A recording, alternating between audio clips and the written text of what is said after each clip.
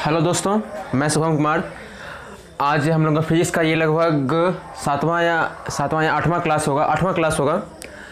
तो इस वीडियो में हम लोग आज जो फिजिक्स का जो मोस्ट इम्पॉर्टेंट जो टॉपिक रहता है, छठ पूजा है। थोड़ा गाना वगैरह सब बज रहा है तो इसके लिए सॉरी। और आप लोग भी थोड़ा सा सॉन्ग का मज़ा लीजिए और थोड़ा आप लोग इधर भी ध्यान दीजिए पढ़ने पर भी। देखिए, आज हम लोग का फिजिक्स का जो है वृत्तीय गति होता है ना, वृत्तीय गति, जो कि आप लोग देखते होंगे कि अभिकेंद्रीय बल और अपकेंद्रीय बल। तो आज हम लोग ये सब देखेंगे, ठीक है।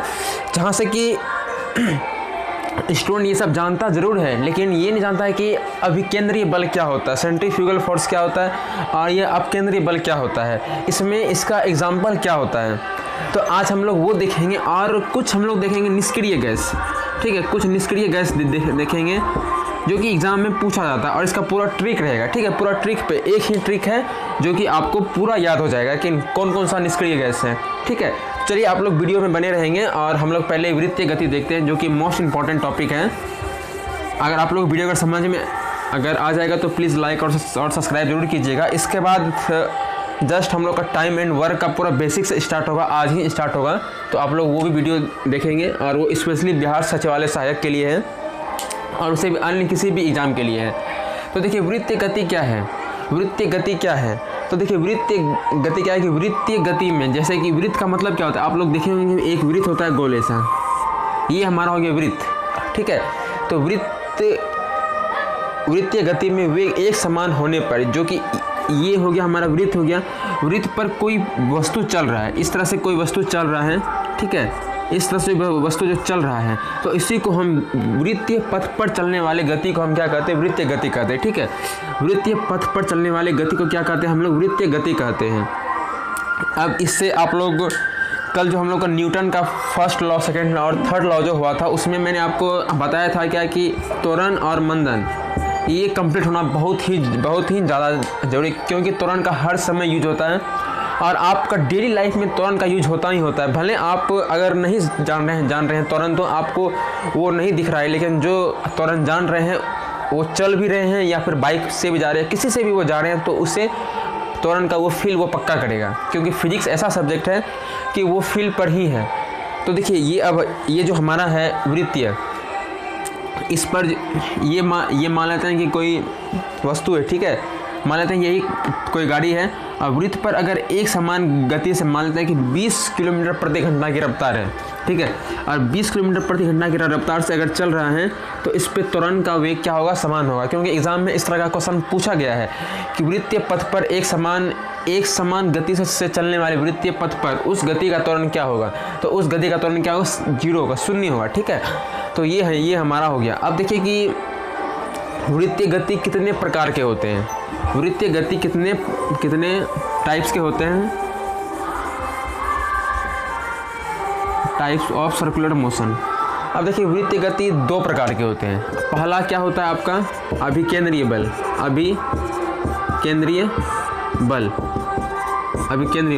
अब देखिए कि ये अभिकेंद्रीय बल क्या है, आप सीधा याद करने का कोई जरूरी नहीं है। आप लोग जो 12th में याद किए होंगे या फिर इंटर में, वो सबको भूल जाइए। देखिए, ये हमारा वृत्त हो गया, ठीक है। मान लेते हैं ये वृत्त है, ठीक ठाक वृत्त है। तो अभिकेंद्रीय, इससे ये समझना है। देखिए, अभी मतलब तुरंत, मतलब कहाँ हम केंद्र में है, तो अभी मतलब अपने तरफ, ठीक है। जो भी इस तरह से परिधि से केंद्र की ओर जितना भी बल लग रहा है, तो इसे हम क्या कहेंगे, अभिकेंद्रीय बल। मतलब ये पूरा हमारा परिधि है। वृत्त की परिधि क्या होता है, 2πr होता है। वृत्त का क्षेत्रफल क्या होता है, πr² होता है। तो उसी का हम बात कर रहे हैं कि वृत्त की परिधि जो है, वृत्त की परिधि से केंद्र की ओर लगने वाले बल को, ये पूरा वृत्त की परिधि है, केंद्र की ओर लगने वाले बल को क्या कहते हैं, अभिकेंद्रीय बल कहते हैं। नहीं समझ में आया, ठीक है, फिर से देखते हैं एग्जाम्पल। 5-6 एग्जाम्पल देंगे तो पूरा क्लियर हो जाएगा।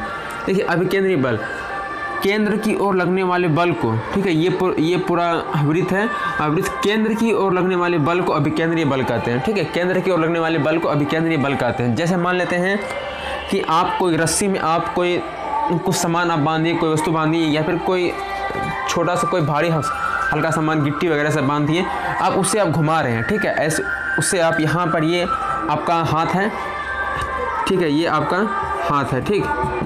तो आप ये रस्सी हुआ, यहाँ पे कोई सामान बंधा हुआ है और इसे आप घुमा रहे हैं, ठीक है। मान लेते हैं ये इसे हम घुमा रहे हैं इस तरह से, तो आप लोग देख रहे हैं वस्तु बाहर जाना चाह रहा है लेकिन आप उसे अपनी तरफ खींच रहे हैं, अपनी तरफ उसे आप खींच रहे हैं, तो ये हमारा क्या हो गया, अभिकेंद्रीय बल हो गया, ठीक है। ये हमारा क्या हो गया, इसे हम घुमा रहे हैं पूरा, ये हमारा क्या हो गया, अभिकेंद्रीय बल हो गया। तो ये आप समझ गए होंगे अभिकेंद्रीय बल क्या होता है, ठीक है। मतलब केंद्र की ओर लगने वाले बल को अभिकेंद्रीय बल कहते हैं, ठीक। केंद्र की ओर लगने वाले बल को अभिकेंद्रीय बल कहते हैं। अब देखिए इसका हम कुछ एग्जाम्पल देख लेते हैं। पहला तो ये हो गया। देखिए अगला एग्जाम्पल जो कि एग्ज़ाम में पूछा जाता है, एग्ज़ाम में जो पूछा जाता है वो देखते हैं कि पहला एग्जाम्पल क्या है कि जो सूर्य है, ये जो हमारा सूर्य है, इस तरफ सबसे जो ग्रह है, ठीक है, इस तरह से जो ग्रह है, तो पूरा ग्रह सूर्य के चारों ओर घूमता है, ठीक है। सूर्य के चारों ओर यहाँ तक पृथ्वी वगैरह सब जितना भी ग्रह है, ठीक है। तो बुध बृहस्पति शुक्र यूरेन वरुण अरुण, ये सब बृहस्पति सब, शुक्र सब, मंगल सब, ये सब जितना भी ग्रह है ये सभी सूर्य के चारों ओर घूमता है, ठीक है। ये सूर्य के चारों ओर घूमता है। तो आपको पता होना चाहिए कि किस बल के कारण घूमता है, किस बल के कारण घूमता है। तो ये अभिकेंद्रीय बल के कारण घूमता है। देखिए ये सब अभी मैंने आपको क्या कहा कि आप रस्सी घुमाने वाला जो है, मान लेते हैं कि यहाँ आपका सूर्य के पास आपका हाथ है और ये सब रस्सी में बांधा हुआ है, ठीक है। ये सब रस्सी में बांधा हुआ है, ठीक है। ये सब रस्सी में बांधा हुआ है और ये इसे हम यहाँ से घुमा रहे हैं, तो सब घूम रहा है, ये भी घूम रहा है, ठीक है, ये भी घूम रहा है, ये भी घूम रहा है, ये भी घूम रहा है, ये भी घूम रहा है, मतलब इस तरह से सभी घूम रहा है। तो सभी घूम रहा है तो सबका तो बल तो फिर केंद्र की तरफ ही बल है, ठीक है। तो आप इसका जवाब कमेंट में दीजिएगा कि सूर्य में कौन सा बल होता है जिसके कारण वह सभी को अपनी ओर खींचता है, ठीक है। इसका जवाब आप लोग कमेंट में दीजिएगा, ठीक है। तो ये जो पूरा घूम रहा है सूर्य के चारों ओर जितने भी ग्रह घूमते हैं, किस बल के कारण, तो अभिकेंद्रीय बल। ये बहुत सारे एग्जाम में बहुत बार पूछा गया है, ठीक है। ये सब डायरेक्ट क्वेश्चन है, डायरेक्ट क्वेश्चन ही ये सब पूछता है, ठीक है। तो अगर हम दूसरा अगर हम देखते हैं दूसरा एग्जाम्पल अगर हम देखते हैं, तो देखिए ये तो आपका हो गया। एक और आप एग्जाम्पल अगर आप लोग को पता होगा कि ये आप केमिस्ट्री सब में देखे होंगे कि ये आपका इसी वृत्त में देख लेते हैं।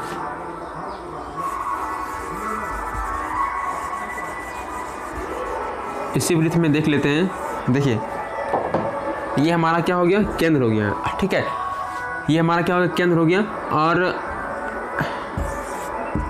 आपको पता हो, आप लोग केमिस्ट्री अगर पढ़े होंगे तो यहाँ पर हमारा क्या होता है, इलेक्ट्रॉन होता है, ठीक है। इलेक्ट्रॉन बाहर में, और ये नाभिक में क्या होता है, प्रोटॉन प्लस न्यूट्रॉन, ठीक है। प्रोटॉन प्लस न्यूट्रॉन होता है।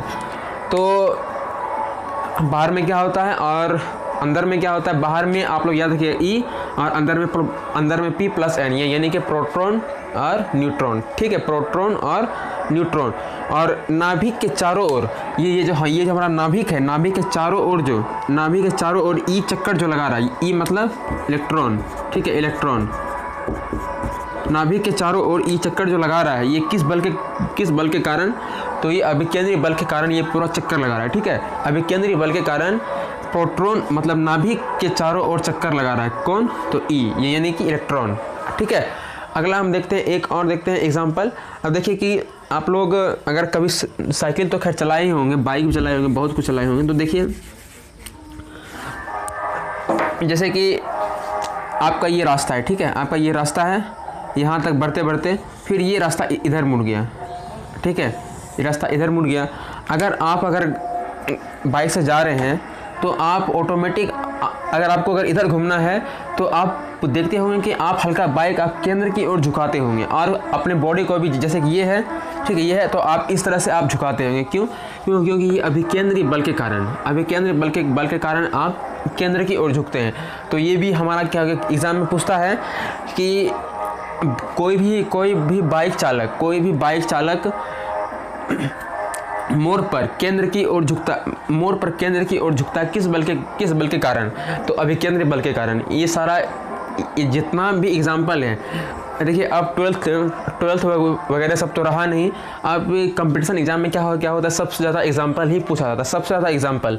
तो आपको हर सभी का एग्जाम्पल का आपको पता रखना पड़ेगा कि कौन किसका एग्जाम्पल है। अभी केंद्रीय बल का एग्जाम्पल क्या हो गया कि केंद्र की ओर और नाभिक के चारों ओर, सूर्य के चारों ओर जितना भी ग्रह घूमता है, तो ये सब हमारा क्या हो गया, अभी केंद्रीय बल का एग्जाम्पल हो गया। अब चलिए हम देखते हैं अब अगला अपकेंद्रीय बल।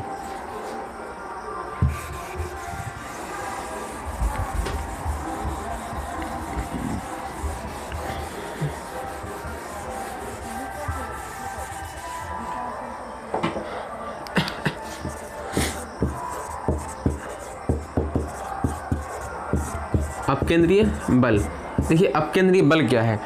अब ये हमारा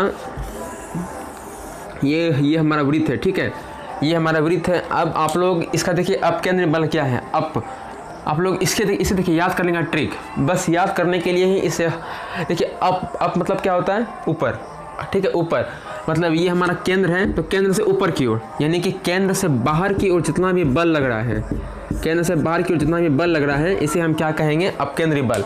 देखिए याद करने का ट्रिक क्या है, ये ऐसा ट्रिक आपको किसी यूट्यूब पर आपको नहीं मिलेगा, किसी भी यूट्यूब पर नहीं मिलेगा। अगर मिलेगा तो आप लोग कमेंट में उसका लिंक आप लोग जरूर शेयर कर देंगे, ठीक है। चलिए देखिए अभी अपकेंद्रीय बल क्या है, ठीक है। अपकेंद्रीय बल क्या है कि केंद्र से बाहर की ओर जितना भी बल लग रहा है, ठीक है, केंद्र से बाहर की ओर, मैंने अप मतलब क्या होता है, ऊपर, यानी कि केंद्र से ऊपर, केंद्र से ऊपर, ये हमारा केंद्र है, केंद्र से ऊपर जितना भी बल लग रहा है, यानी कि परिधि की ओर, ठीक है। और हम लोग इससे पहले क्या देखे थे, केंद्र की ओर बल लग रहा था। अब क्या है कि केंद्र की ओर, अब केंद्र से परिधि की ओर बल लग रहा है, यानी कि फैल रहा है, तो इसे हम क्या कहेंगे, अपकेंद्रीय बल कहेंगे, ठीक है। इसे हम क्या कहेंगे, अपकेंद्रीय बल कहेंगे। तो अब देखिए कि अपकेंद्रीय बल, इसका एग्जाम्पल क्या है, इसका एग्जाम्पल आपको आराम से आप लोग देखे होंगे, बट आप लोग फील नहीं किए होंगे, या फिर जो फील किए होंगे वो तो खैर समझ ही रहेंगे। देखिए आप लोग किसी मेला वगैरह सब में देखे होंगे कि कोई मौत का जो कुआं होता है इस तरह से, तो इस पर जो बाइक वाला होता है, तो आपको पता होगा कि बाइक वाला पूरा ये इस तरह से जो घूमता है, यानी कि पूरा राउंड जो घूमता है वो किस बल के कारण, तो वो अपकेंद्रीय बल के कारण, यानी कि वो केंद्र से बाहर की ओर वो धक्का लगाता है, इसलिए वो चल पाता है। अगर वो बाहर की ओर धक्का नहीं लगाएगा तो फिर वो नीचे गिर जाएगा, ठीक है। तो मौत के कुआं में जो गाड़ी चलता है वो किस बल के कारण, तो वो अपकेंद्रीय बल के कारण वो मौत के कुआं में वो गाड़ी घुमाता है, ठीक है। अब देखिए कि अगर हम अगला एग्जाम्पल देखते हैं, तो आप लोग देखते होंगे कि ये हमारा कढ़ाई हो गया, या फिर जो भी बोलिए इसे, तो इसमें जो देखते होंगे कि दही से जो मक्खन निकालता है, तो इस तरह से जो घुमाता है, इस तरह से, तो यहाँ पर ये घूम रहा है, और ये यहाँ से जितना भी बीच में सबको ये बाहर फेंक रहा है, ठीक है। यहाँ पर ये घूम रहा है, ठीक है, यहाँ पर ये घूम रहा है, और ये यहाँ से सबको ये बाहर फेंक रहा है, सबको बाहर फेंक रहा है, ठीक है, सबको बाहर फेंक रहा है, और सब टकरा करके फिर आ रहा है, फिर फेंक रहा है, फिर आ रहा है, फिर फेंक रहा है। तो इस प्रकार जो है कि दही से मक्खन अलग हो जाता है, ठीक है। तो दही से मक्खन अलग होने की प्रक्रिया कौन से बल के कारण होती है, तो अपकेंद्रीय बल के कारण होता है, अब देखिए कि अगला हम देखते हैं, ठीक है। ये हमारा क्या हो गया, वॉशिंग मशीन हो गया। वॉशिंग मशीन में जो कपड़ा जो धुलाता है, तो आप लोग देखते होंगे कि वॉशिंग मशीन में कि सर्फ वगैरह सब अगर डाल दिए हैं, जब मशीन स्टार्ट करते हैं तो ये पूरा स्पीड से घूमता है, और ये कपड़ा को सब पीछे फेंकता है, ठीक है जी, जिससे कि कपड़ा साफ़ होता है।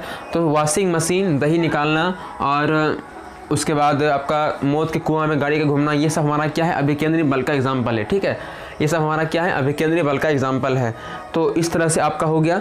अब चलिए हम अगला, ये सब तो हो गया अभिकेंद्रीय बल और अपकेंद्रीय बल, पूरा समझ गए होंगे। अगर पूरा समझ गए हैं तो जो नए व्यूवर हैं प्लीज़ वो लाइक और सब्सक्राइब जरूर कर दें। अब चलिए एक हम देख लेते हैं इसमें, जो कि मोस्ट इम्पॉर्टेंट है। ये हम फिजिक्स से हट करके हम आपको बता रहे हैं, क्योंकि बहुत सारा प्रैक्टिस सेट और बहुत सारे प्रीवियस ईयर में इस तरह का क्वेश्चन एग्जाम में पूछा जा रहा है। तो चलिए देखिए कि अक्रिय या निष्क्रिय गैस क्या होता है। अक्रिय या निष्क्रिय गैस, आपको ट्रिक याद रखना है। ट्रिक, आज की हिरनी, हिरनी इसी तरह लिखना है, ठीक है, हिरनी इसी तरह लिखना है, या आप इस तरह से भी आप लिख सकते हैं हिरनी, लेकिन फिर आपको चेंज करना पड़ेगा। देखिए अब सबको नीचे कर लीजिए, आज की